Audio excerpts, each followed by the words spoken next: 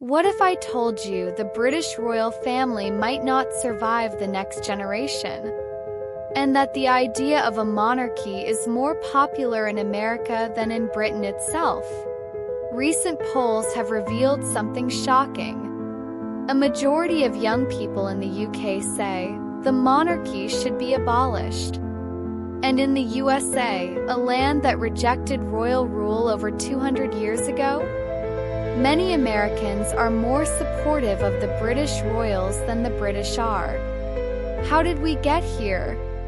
And could the UK be on the edge of a royal revolution?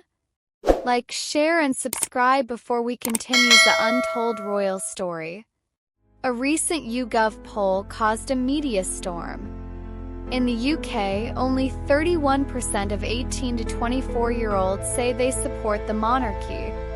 Meanwhile, over 45% of Americans view the royal family favorably. Yes, the former colony is more loyal to the crown than the crown's own children. Some call it a crisis of identity. Others call it justice finally catching up with the past.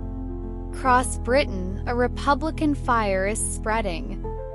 Groups like Republic UK demand an elected head of state, not a born ruler. Their argument? No one should inherit power by birth. Not in a democracy. Their voices were once ignored, now they're growing louder. Especially after the death of Queen Elizabeth, and the rise of a king whose popularity doesn't quite match hers. When King Charles III was crowned, it should have been a national celebration. Instead, it was met with apathy, and in some cities, protest. People questioned the cost. £250 million spent while food banks expanded. They asked, "Is this what we need in 2025? A king in a golden carriage while children go hungry?"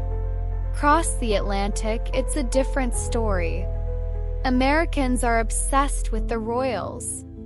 Royal weddings? Ratings gold. Crown on Netflix? A global phenomenon. Meghan and Harry's drama? Instant headlines.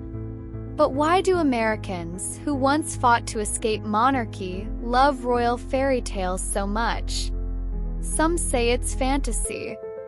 Others say it's the illusion of tradition without the tax bill.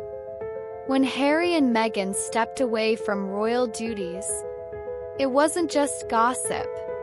It was a sign. They exposed racism, mental health neglect, and toxic tradition.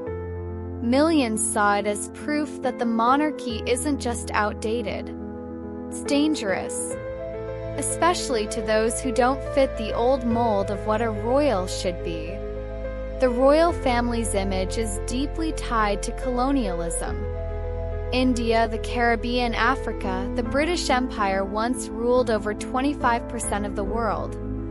Now those nations are demanding apologies and reparations. Jamaica, planning to cut ties with the monarchy. Barbados, already gone. The royal crown isn't just a symbol of Britain. It's a reminder of oppression to millions.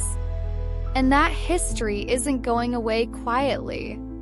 Young people today are different. They want equality, accountability, and transparency. Not gold thrones and royal secrets. Gen Z grew up questioning institutions, and the monarchy is just another one of them. For many, royalty feels like something from a history book, not a system that should still decide who's head of state. But not everyone wants change. Defenders of the monarchy argue it brings stability, tourism, and tradition. "It's what makes us British," they shout.